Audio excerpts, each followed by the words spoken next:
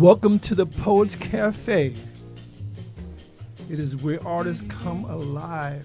The spoken word brings forth the inner creation of hidden treasures, expressing tones of lyrics felt within the soul, a vibration that rings stories untold.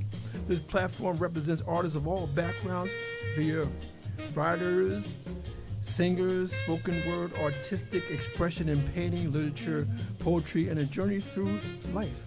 Mystery seeks to bring new ideas and opportunities through the mind at all levels.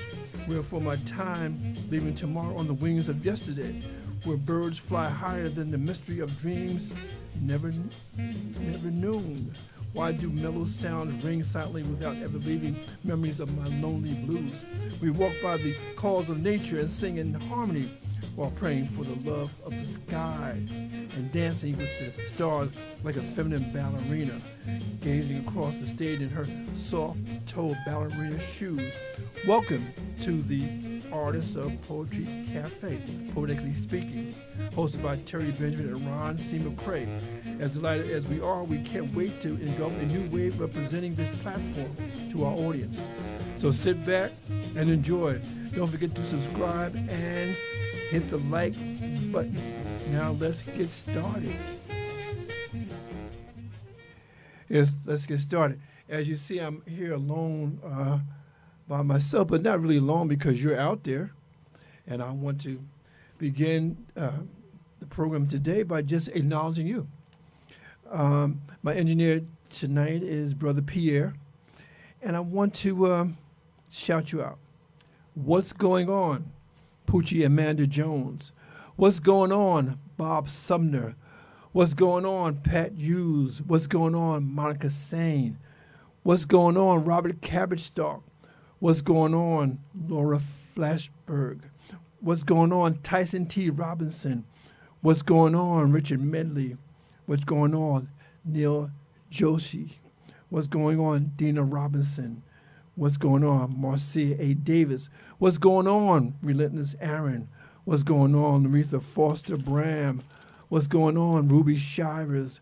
What's going on, Jamal Abdullah? What's going on, Joanne Blunt? What's going on, Otis R. Baker? What's going on, Sheila Brown Bird? What's going on, Raymond DeVoe? What's going on, Harry Mars? What's going on, Isu Canty? What's going on, Shuma Zane? What's going on, Deborah Dowser? What's going on, Caritha Muzan? What's going on, Tony McQueen? What's going on, Peggy Rose Oliver? What's going on, Evan Terry Benjamin and the twins, Khalil and Aurelia? What's going on? I tell you, man, I'm really excited tonight. I'm thinking about that song by Cheryl Lynn, "Shake It Up Tonight." And the lyrics go, "Shake it up tonight. Show you how to party right. Move my hips from left to right." So I'm gonna shake it up tonight. And today's agenda is from me to you. Success is. And it's from me to you because it is August, and I know I was born on August 14th, so I'm still celebrating my birthday all this month of August. And so again, this is a gift from me to you. I'm going to talk about success. The quote of the day. This is one that you probably heard before, but it's still relevant and it's still kind of deep here. Quote of the day. Success is stumbling from failure to failure with no loss of enthusiasm. And that's from Winston Churchill, a British statesman. From failure to failure with no loss of enthusiasm. When I told my mother at 9 years old I wanted to be a writer, I didn't even ask if I had any talent. I just knew that whatever I had to do to make that happen, I would. And of course, I had my ups and downs. I had my failures, but I never stopped. I never stopped reading and writing and studying and doing all that I could to become the writer that I saw in my mind. And so again, although I am here by myself today, Ron is away on some business, but we still have Ron's poetry. And so what I like to do is I like to sort of start with Ron's poetry. And I'm going to be reading from his first book, and it's titled "We See Colors, the Organic Flavors of Life." And this is poems by Ronald C. McCrae. And the first one that I want to read for you, and just want to share this with you, one of my favorites, and it's entitled, Can I Borrow Your Sunshine? Can I borrow your sunshine? You're not using it, so why waste good energy on a bad attitude? The sun brings peace, love, and joy. You bring sadness, frustration, stress, and toil. The lack of adaptation was the home of transformation, so can I borrow your sunshine? Where the warmth that is shared brings light without glare, a distortion that surrounds the oculars of my vision, or a burden that's not fair to who and why do I owe you for the slump you lay in because of a bad attitude. You don't need it. You're not using it. It was a gift, but you are too nasty to keep it. So can I borrow it until you change your ways? Again, title, Can I Borrow Your Sunshine? And because many times, you see people walking around with frowns and whatnot, realizing that a smile can change things for you and change things for the atmosphere. And so again, can I borrow your sunshine? Can I borrow your smile? The next poem that I want to read for you is also from this great book here of poetry, and it's entitled, I Need a Whisper. Inspired by the soft tone of her voice, she said, I need a whisper. A whispered chalice as the heart. Feelings move inward, forcing an uncontrolled movement in the spine, creating such massive shakes. As the nerves become paralyzed by the spasms and the thoughts journey into a land never explored before. I need a whisper, she said, to move the mind into an intellectual place of time enthralled by the warmth of a whisper. Whispering illustrates an image of silhouettes surrounded by honeybees and dragonflies consumed by the warmth of the air. I'll share my thought, she said, but you cannot hear the sound of my voice calling. As she stood standing on the threshold of time, I wrapped my body around her like a precious jewel, sparkling with deep compassion. She shouted with joy, and the soft breath beneath her earlobe soothed her fears with the words of love as the tears fell from her cheeks. I'm drawing near, she said, near to a place where her body is caressed by my fingertips and the pressure seeps deep into her soul, rising to a heavenly feeling never explained before. Her mind calls in the wild, screaming, I need a whisper. The pounding beat from footsteps up and down her shoulders, down her thighs as she cries out, never wanting another. I can feel your hand slide down the full length of my body, turning and holding me in an arched position. When I cried, I need a whisper. And for a moment, I had lost consciousness, but you were there to revive me, and I became oblivious. But with a whisper, you called my name. With just a whisper, your voice called me near, filled with opulent joy. My soul found peace in the world, seduced by you, your love. And the rhythm and blues moved through my veins when I felt your grip as I tensed and came from a place of insecurity, embraced by your locked arms as I trembled. Without any pain, just because of your whisper, your voice, your name lay dormant deep in the hollow echo of my soul when you whisper my name. And again, that's a deep poem, I Need a Whisper. And the last poem that I want to read from this book is, again, another one of my favorite. But again, all these poems are my favorite. But again, sometimes you got to choose. You got to choose one or the other. And so again, I want to share this poem entitled, Where Do I Go From Here? Because that's a question we need to ask ourselves. We get to a plateau. When you have a birthday, it's almost you reach another plateau. And now that I reach age 75, it's definitely a plateau. And I got to ask myself, where do I go from here? And the poem is entitled, Where Do I Go From Here? Where do I go from here? Confusion has distorted my decision to unfold my whereabouts. Where do I go from here? Standing at the crossroads of life and making a decision is very hard when standing alone sheltered with agonizing pain that doesn't hurt. At that moment, a voice calls my name, a voice of understanding, a voice that almost caused me to go insane. But I listen to the deep baritone, clear as thunder, clear as the crisp sounds of a trumpet blowing soft notes. I heard a sound at the crossroads. But where do I go from here? This voice spoke, and I listened. His words far exceeded my understanding. This voice brought focus in a time when I was lost, standing at the crossroads, looking for that lost happiness, like a child with tears, crying out, fracture in my spirit, misalignment in my soul. Where do I go from here? Footsteps misled me, shifting and shuffling as I slip and slide back and forth, crumbling to the ground. I walked many miles from a place I have never been, a place that told me to follow the stars, follow the moon, follow the sun, because no matter where you turn, they have never left you. And you're not alone. Where do I go from here? That voice held my hand. He said, follow me, trust me, and I will show you the way to the promised land. Where do I go from here except home? Where mountains rise and the plains are clear, rivers flow, honeybees sing, butterflies buzz, and dragonflies cried the moment I was free and at home. So where do I go from here? And so again, these are poems by Brother Ron, and this is from his book, We See Colors, the Organic Flavors of Life. Again, a book of very heartfelt poetry, and I'm really happy to share it with you. And so again, this is Ron's poetry. And I like to say sometimes Ron's poetry corners, but it's deeper than that, And so we continue. And the next segment of the program is Mind, Body, and Books. And I got some good books for you. One of the books that I want to share with you is from one of my favorite soul artists. And before I even go into this book, I just want to throw this out to you just for some food for thought. If we were to say who is the greatest of all times in terms of male vocalists, what would you say? Who would be the top male vocalist? And we can go on and say who was the top female vocalist, but I just want to, for a moment, concentrate on the GOAT of the male vocalist.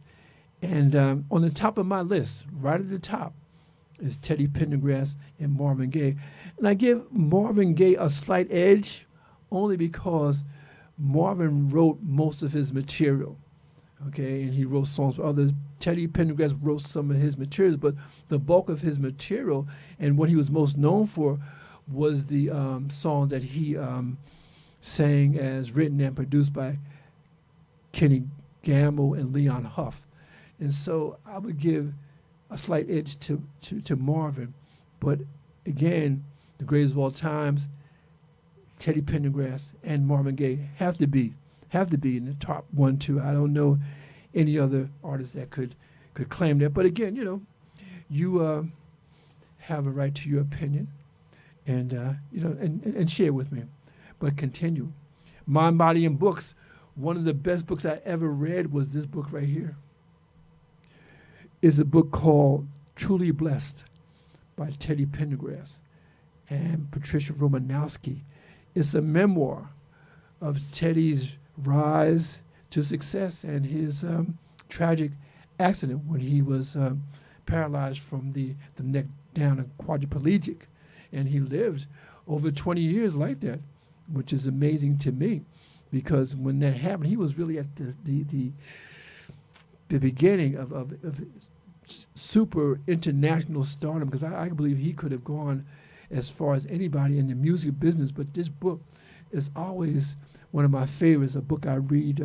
I've read many times because it's just so well written, and it really tells a great story about a young man who began singing in the church, became a preacher when he was a child, and rose to the heights of stardom that very few male artists will ever know.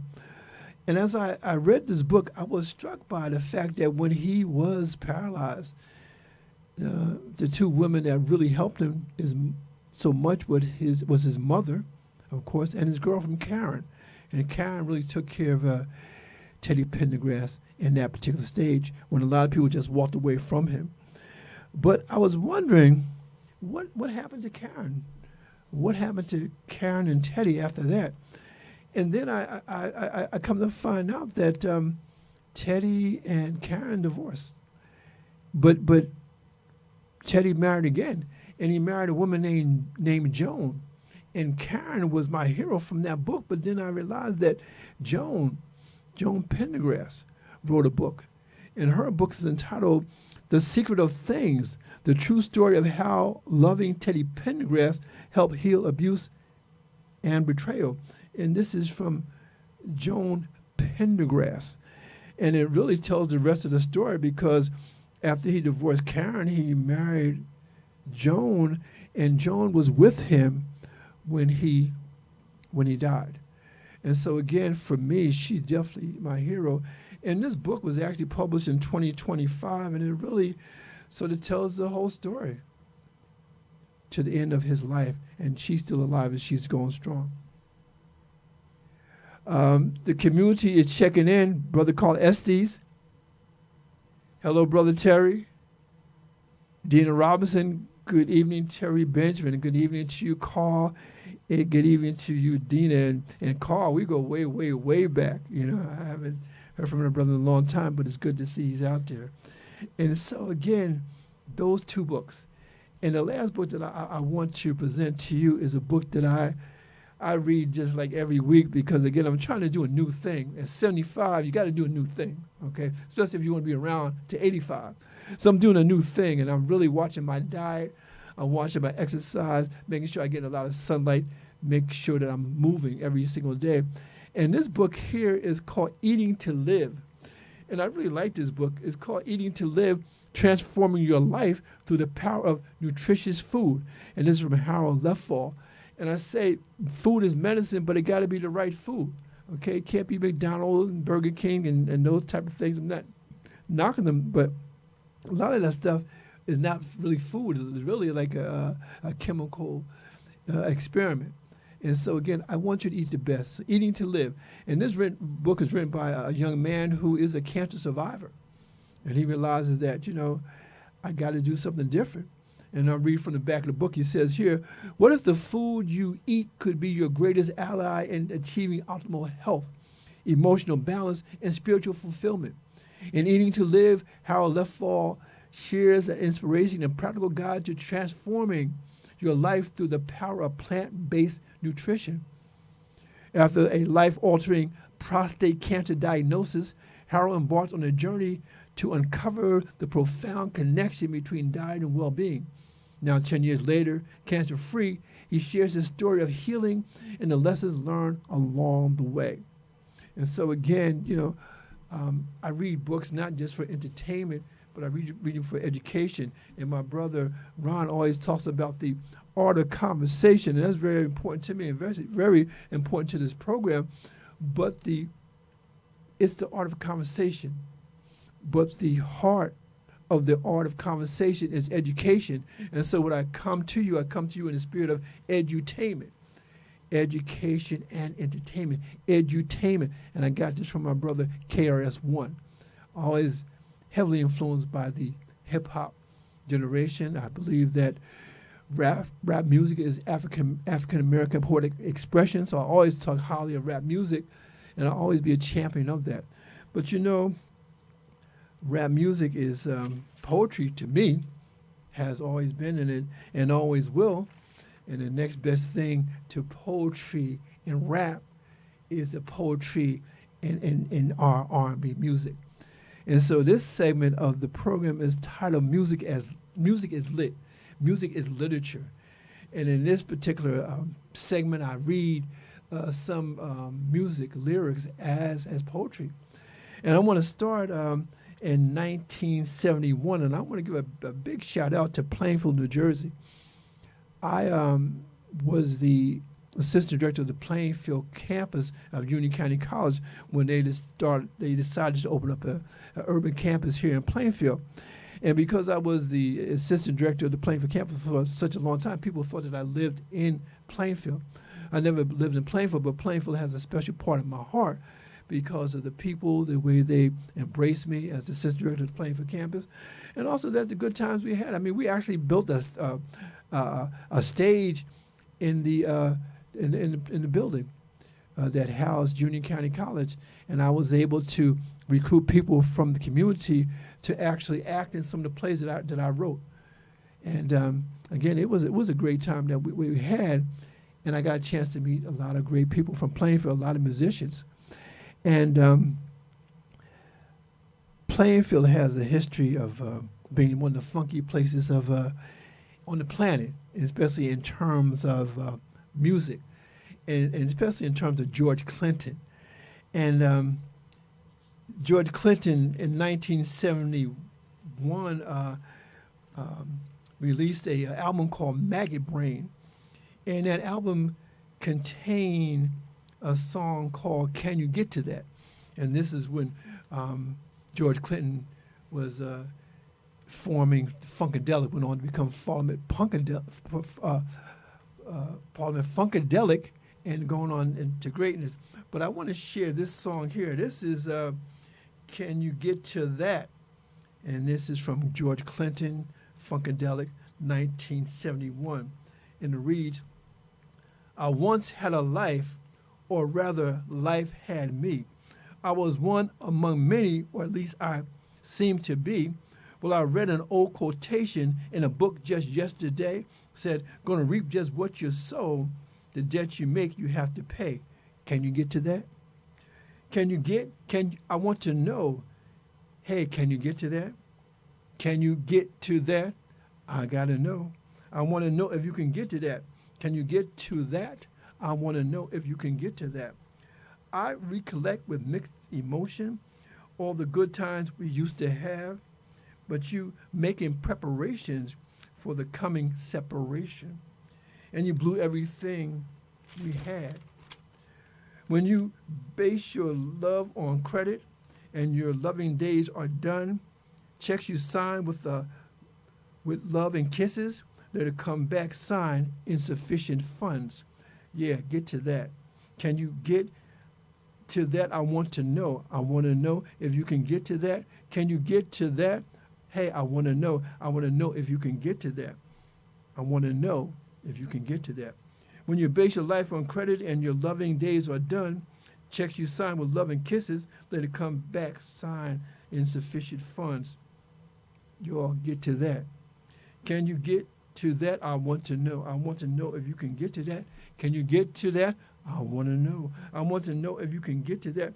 Can you get to that? I want to know. I want to know if you can get to that. And that's Funkadelic. One of the things that I like about our music, especially our R&B music, especially during the 60s and 70s and 80s, when I was a young man growing up as a teenager in Elizabeth, New Jersey, going to these parties and just having a good time. But sometimes listening to these songs and realizing that these songs were actually telling stories. And this next song that I want to share tells a story about a young man who is in a sort of a three-way relationship. Now, he loved this woman and she is in love with someone else, and so he's sort of trapped in the middle. But he's so in love that he's going along with the program, and so she comes to see him every so often and whatnot. But it's not the same in being in a one-to-one relationship. And so this song tells a story, and this is from 1980, and it's entitled "Hurry Up This Way Again," and it's from the Stylistics. And it read, "Oh, how it hurts, loving someone who has someone else. So many nights I've spent here all alone by myself. Whenever you're with him, who's loving me? Nobody. Hurry up this way again. I love you. Hurry up this way again. I never know when I'm going to see you again. Can't make no plans. I just see you when I can. What happens in between, I sit and I dream about you. Hurry up this way again. I love you. Hurry up this way again. So many nights I've spent all alone. I love you. Hurry up this way again. I need you. I want you. I love you. Got to have you. Hurry up this way again. Got to have you. I need you, need you, need you. Hurry up this way again. Again, this is Stylistics. And again, a lot of these songs, I mean, I'm reading it to you, and I know you appreciate that, but you gotta hear these songs as they are sung, because again, that's when the magic comes in. So again, hurry up this way. Again, and this last song is really going back to the two books that I began the program with. I talked about Teddy Pendergrass and how I said I felt that he's probably one of the greatest male vocalists that ever lived, and that's really across the board. And so this song here goes back to 1978. Again, it's from Teddy Pendergrass, and it's from an album entitled Life is a Song Worth Singing. And again, it was actually produced by Gamble and Huff. And the song is When Somebody Loves You Back. It's so good loving somebody when somebody loves you back. To be loved and be loved in return is the only thing that my heart desires.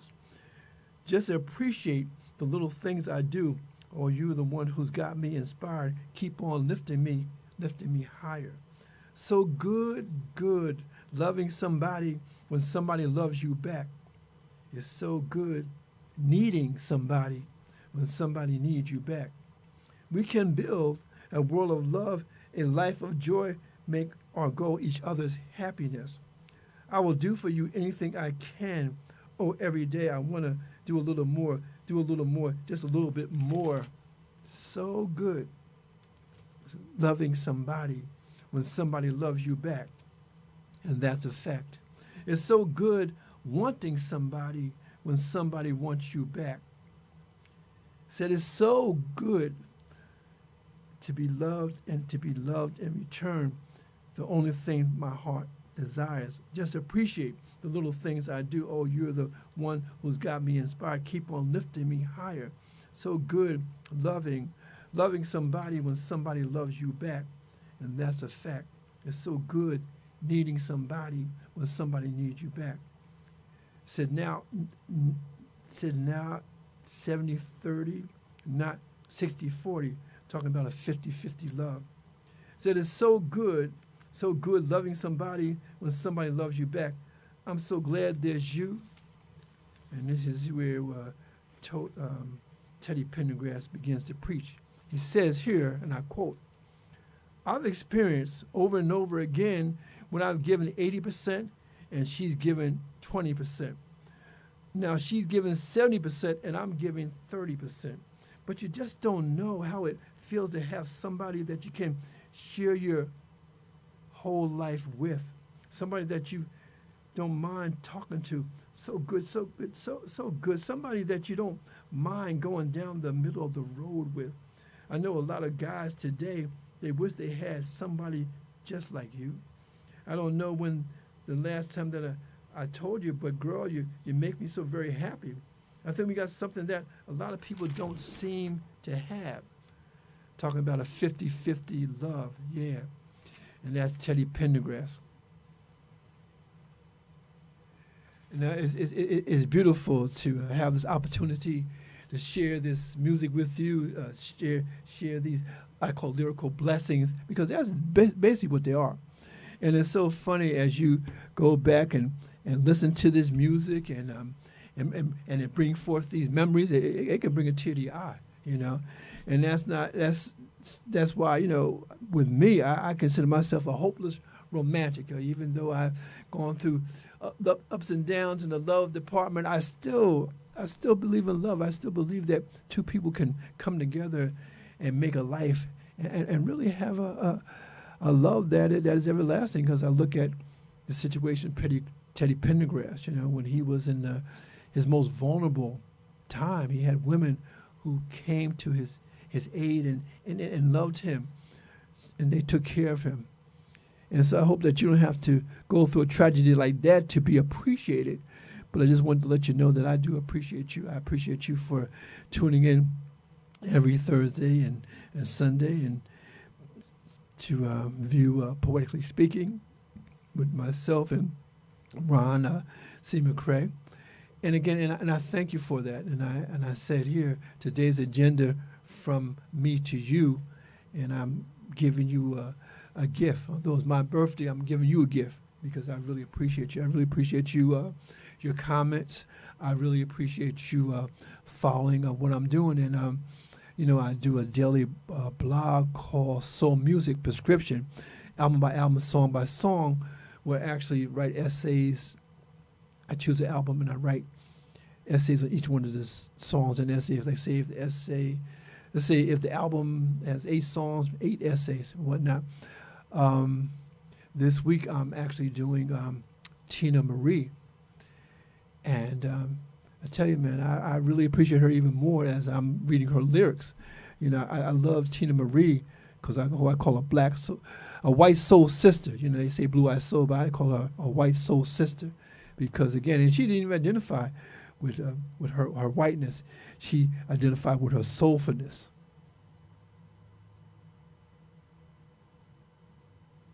And then it says these songs are taking her back to the old days with the 50-50 love, man. I remember those old days, man, because, again, they're not too far away in my imagination, And so, again, Dina, I thank you for that. And I'm privileged to do this. And so, again, Tina Marie, and I'm looking at her album. And like I said, and just getting into the lyrics, it seems like, with Tina Marie, as I read the lyrics and I asked her to write an essay on these lyrics, it's almost like she opened up her diary.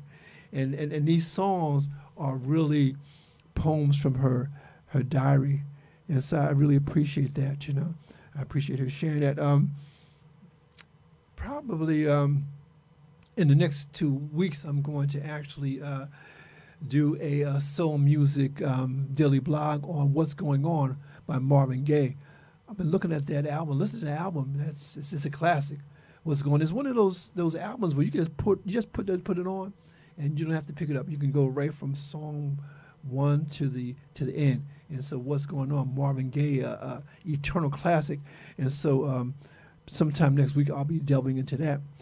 I want to go into the last part of this afternoon with you, and I want to look at this is a manuscript. Okay, you have a manuscript, and then you have a book. Okay, this is where it starts, and this is where it ends.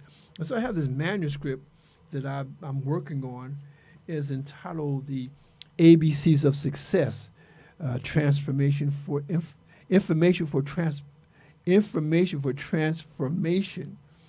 And it's Word to the Wise, and it's by myself and another brother named Donis L. Jackson. We had started this book some time ago, and we have been writing it, and we just, somewhere in the line, we want to actually publish this book.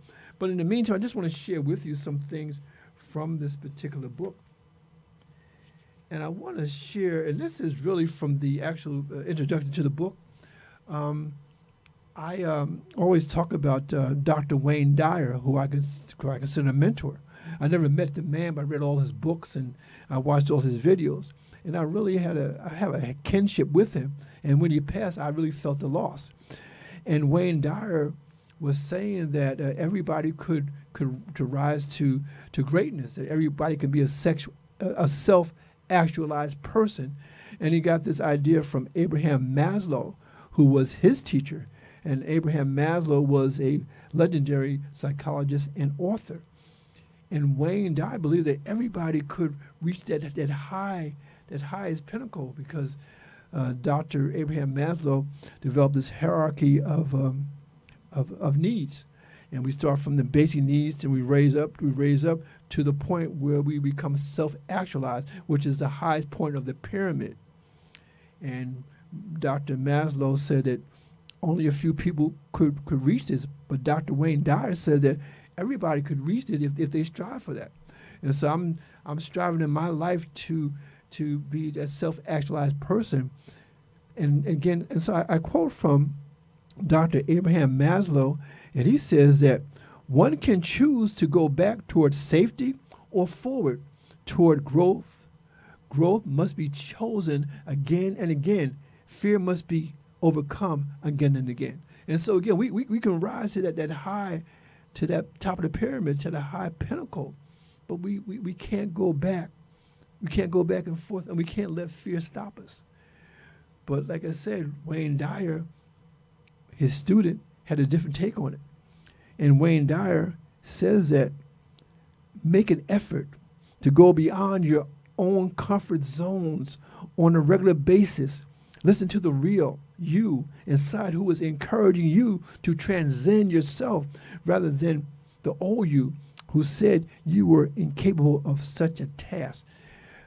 Transcend yourself. Go beyond what you think you can do. Push yourself. I think we live in a society where people want the soft life. They want to take it easy. But I realize, especially when I'm thinking about my birthday, and I'm going to write my birthday essay. I haven't written it yet, but I'm working on it. I'm going to publish it soon. But I find one of the things that I've discovered at 75 that I didn't really know before this time was that success is, and listen to this, success is measured by how well you can take care of yourself in your senior years, okay? Because going into those senior years is a challenge. I'm 75, but I'm thinking about what I'm going to be like at 85. I'm always 10 years ahead of myself because, again, I believe that you have to strive for something. There has to be something in your mind. There has to be a prize that you're reaching for. And what I want to do, I want to be as healthy as I possibly can in my 70s and 80s and 90s. But I can only do that if I make a conscious effort to do that. And so that's why Dr. Dyer says, transcend yourself. Don't be satisfied to be who you always was. And don't get lazy, man. Don't listen to me. Healthy aging is lifelong learning about your diet, about your exercise, about your water, about all the things that can help you live the best life in your senior years.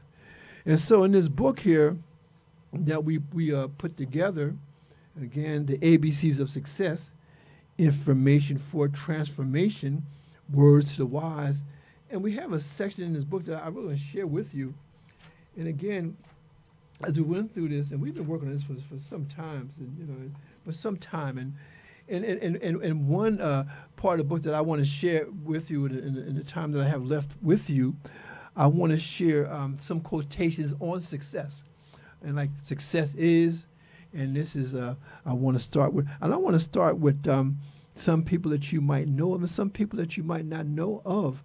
But I just want to share this. And these are the people that have informed my thinking and have informed my growth and my development, especially in my senior years. And this first quotation, this is from Mary Ann Williams, who is a spiritual teacher and author.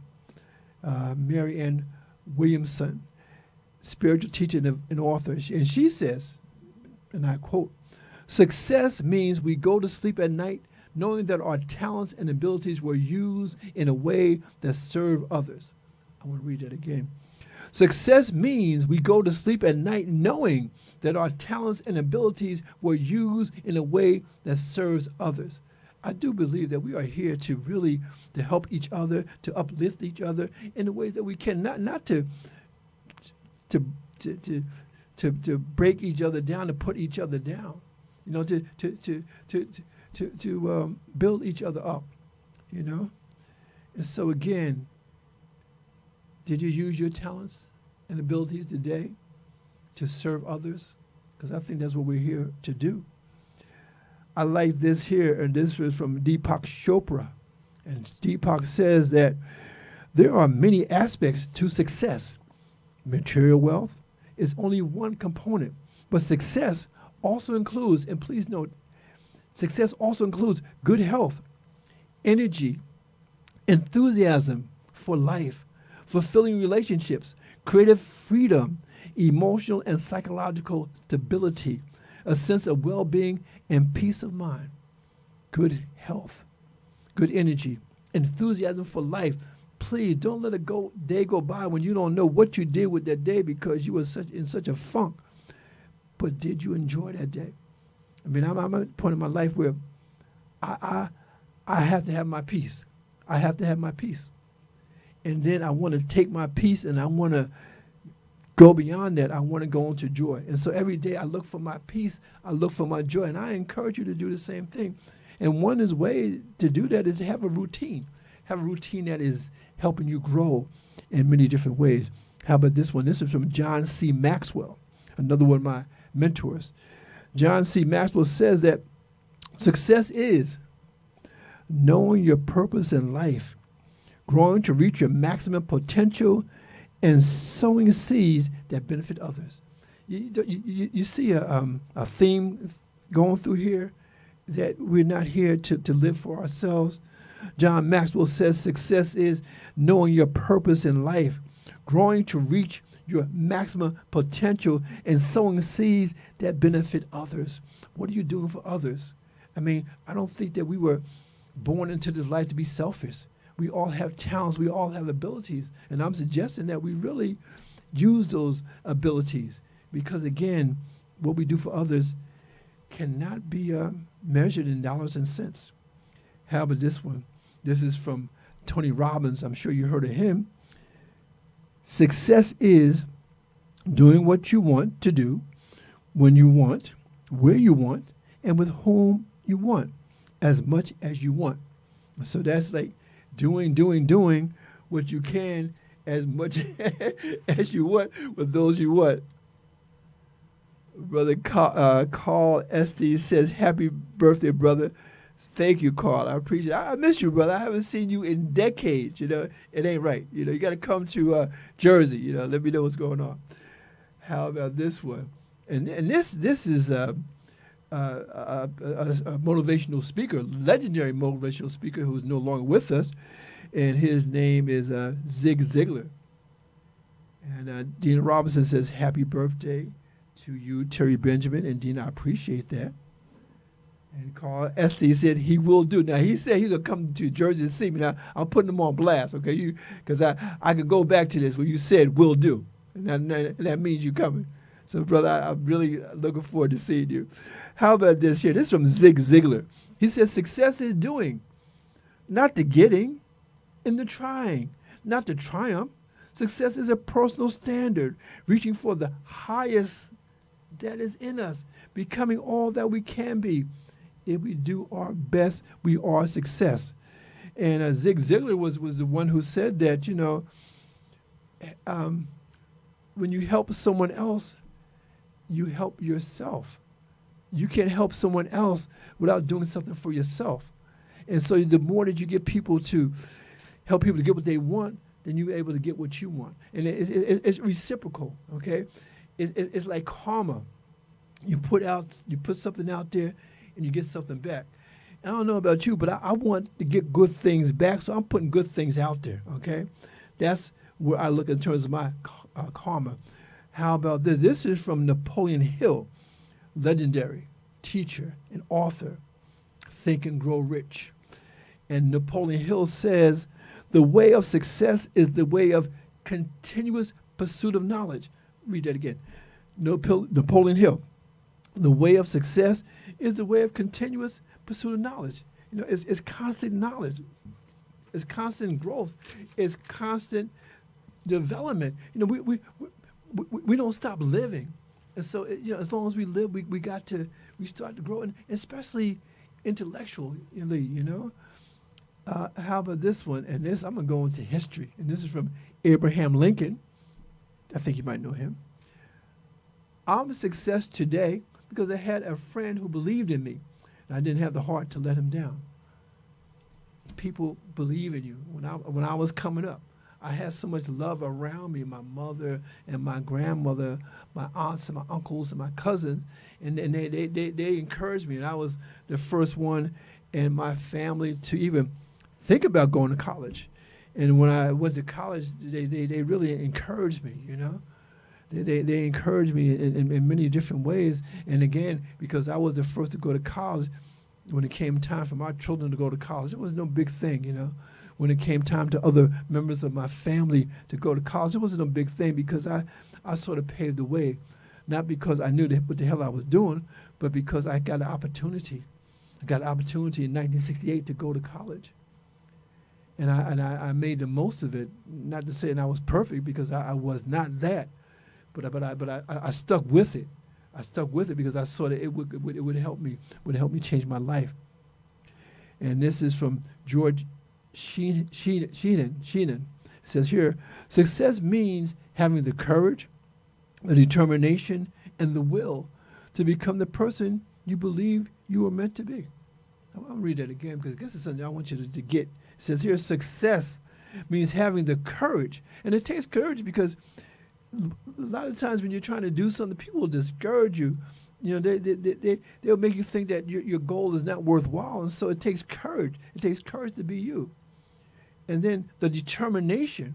You got to be determined because when you get knocked down, you know, the adage is you get knocked down 10 times, you come back 15 times.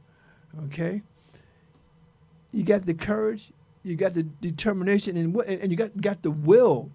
The will, and this is key, the will to become the person you believe you are meant to be. Ever since 9 years old, I consider myself a writer, and even now, you know, I consider myself a full-time writer because that's all I do. I mean, I write plays and poems and novels, and I help other people write their books. You know, I'm fully engaged in this work, and I'm going to be engaged in it until the day that I'm no longer here. And I hope that I've done such a good job that I've left behind some works that people can still appreciate. You know, I like what Les Brown says, that, you know, you should die empty, which means that all your talents, all your potential has been exhausted in this life because you gave all that you could. And then when you thought there was no more to give, you became creative and you became that person to do even more. And this book, you know, someday we will publish this because I think it really is real worthwhile. And one of the things that I've learned at age 75 is that you have to be self-reliant in this life. You know, it's I think it's human to want people to take care of us, want people to do for us, and it's a beautiful thing. But I think it's even more important for us to do for ourselves.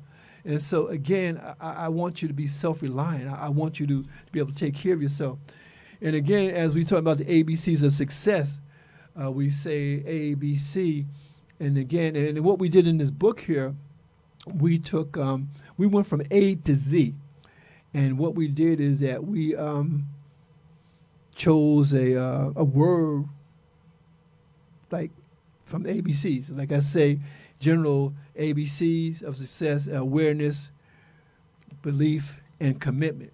And then we develop on that. And what we did in this particular book is that we got these words, and we started with the word, and then we had a quotation, and then we actually wrote an essay based on that, like for A. Okay, and we say here, A is for abundance, and we quote Ralph Waldo Emerson, who wrote the book on self-reliance.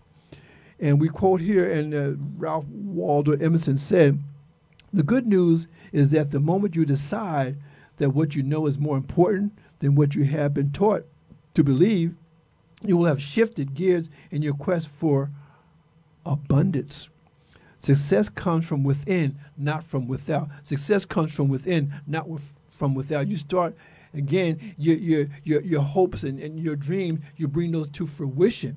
When I told my mom and my grandma at 9 years old I want to be a writer, in my mind, I saw myself writing books. And then I saw those books on the shelf. And I'll never forget one time I was on the train and I had published my first novel. And I was on the train going into New York. And I looked across the aisle, and this young girl was actually reading one of my books. And I just got so excited, I went over to her. I said, "That you're reading my book?" And she looked at me like I was crazy. And I had to take out my idea to prove that I was Terry Benjamin, the author of this book. But it was just a great moment. And I went over to New York City, and I walked into bookstores and I actually had my books on the shelf. I mean, that is just a great feeling, a great experience. But again, success. It couldn't happen out here until it happened in here. And so again, that's what this book is about. Again, the ABCs of success. And again, yeah, and so we have a lot of good stuff in this book, and I hope one day that you'll be able to have it in your hand. And again, uh, A is for adapt, and this is from Bruce Lee, legendary martial artist and actor. It says here, adapt. Adapt what is useful, reject what is useless, and add what is specifically for you. Okay, what is useful, what is specific to you. Okay, again, the success thing, like one idea does not fit all. You might have different ideas. Your A, your B, your C may be different than my A and my B and my C. And so again, B could be for belief, but also B could be for balance. And this is from Jessie Norman. And she says, one has to find a balance between what people need from you and what you need for yourself. And so again, I think one of the aspects of being successful in anything, especially in life, is to love yourself. To love yourself more than you love other people, to the point where you don't sacrifice yourself for others. You don't do things for them that you can't do for yourself. I mean, it's nice to be generous, but don't be generous to the point where you hurt yourself. And don't give where you don't receive anything back. And so continue. B is for believe. And this is from Norman Vincent Peale. And Norman Vincent Peale says here, believe in yourself. Have faith in your abilities. Without a humble but reasonable confidence in your powers, you cannot be successful or happy. You must have confidence in yourself. You must believe in yourself. And C is for consistency. And this is from Chris Gardner. His life story was the movie story of The Pursuit of Happiness. And Chris Gardner also was an author. And one of his books was entitled Start Where You Are, Life Lessons in Getting from Where You Are to Where You Want to Be. And again, I quote from that particular book, and Chris Gardner, he says here, consistency. Consistency is about showing up in life and in your pursuits on a regular basis, in your relationships with others, in work and in play. It propels you along on the arc of journey through the sum of the action steps you set out in your plan. Consistency is your touchstone, the make it or break it part of your pursuit. It will take you anywhere and allow you to make possible the impossible and then see your dream come to fruition. And consistency, make the possible, make the impossible possible, D for determination. This is from Dennis Waitley, motivational teacher and best-selling author. Determination. Dennis says determination. Determination gives you the resolve to keep going in spite of the roadblocks that lay before you. Let me say that again. Determination gives you the resolve to keep going in spite of the roadblocks that lay before you. Man, nobody said this life was going to be easy. Nobody said that you were not going to face trials and tribulations.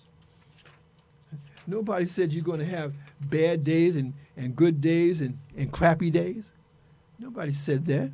If they said that, they were lying, And if you haven't been through any trials and tribulation, just wait. You're going to get it.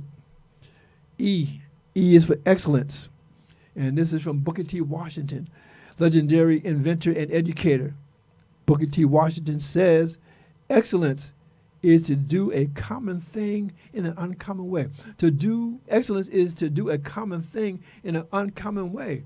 Like Dr. Martin Luther King Jr. said, if you are a street sweeper, man, sweep that street like nobody has swept that street before. So they can say, man, he was a great street sweeper, A writer, man, I want people to say, man, that Terry Bridges, man, that brother can write. He's one of the best that did it and got away with it. That's what I want people to say. E is for engagement. And this is from Sarah Sheridan, educated author. She says here, like good reading skills, good writing skills require immersion and imaginative engagement. Okay, you got to be in it to win it. Okay, you can't get out of this life alive. Okay, it don't happen like that. You got to die. Okay, you got to return to the earth. And again, not to be morbid and whatnot, but I feel a blessing to be 75 because a lot of people didn't make it. And I find for myself that the longer you live, the more you're going to find that people that you love are going to pass on. And it's not a sad thing if they've led a good life. Not that they were famous, not that they, everybody knows the name. I'm not even talking about that. When I say just live a life of service, live a life of contentment, live a life that says, you know what, I did the best that I could with what I had. And I didn't really do anything to go out of my way to hurt people. I wasn't so selfish that when I got what I needed, that I shut the door for others. Okay? F is for focus. And this is, again, from Tony Robbins. And this is from a book, a big book. I mean, it took me a couple of months to read this. And the book was called Money Matters, Money Master. The Money Master, the Game. Seven Simple Steps to Financial Freedom. And this book was about 300 pages. It's from Tony Robbins. And he says here, but here's the key. Where focus goes, energy flows. What you focus on and your pattern of focus shape your whole life. Focus goes where energy flows. Okay?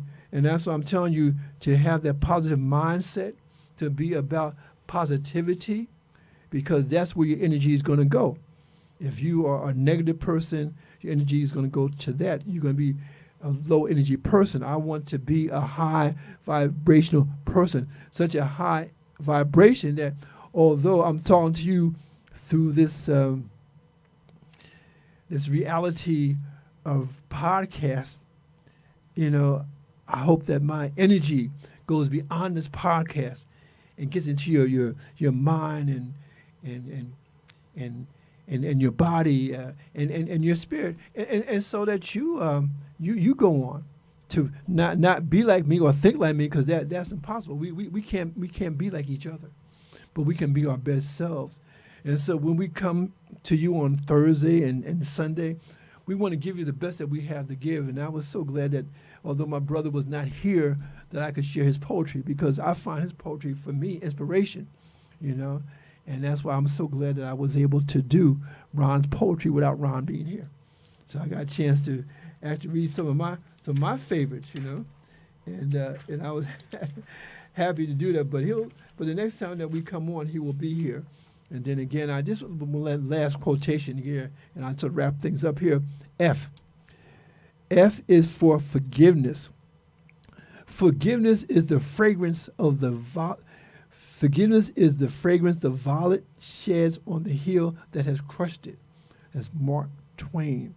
Okay, the fragrance is forgiveness. And again, we got to learn how to forgive, because you want to hold a grudge. You don't want to hold a grudge, because again, that's hurting you. Holding a grudge is like drinking poison and thinking the other person is going to suffer. G is for greatness. And this is from Joyce Meyer, author and TV evangelist. God has planned greatness in you. Let today be the beginning of a great adventure as you step into the gifts he's given you. And so again, God has given us gifts. He has given us gifts that we have to share with the other, because like I said before, that's what life is about. That was life is about. And again, I think teaching was my calling, not because I went to school to become a teacher. As a matter of fact, I went to school so I would have access to more books. Like I go to the library, all these books and whatnot. I figured if I could get into a college, I can read more books. And it's so funny because I went on to get a degree in journalism, and my minor was theater arts, and so I combined journalism with theater. And so again, I just want to thank you. Thank you for tuning in. I thank you for riding with me. It could have been a lonely ride, but you were there with me, and I appreciate that. I appreciate my engineer, Pierre, and I appreciate you.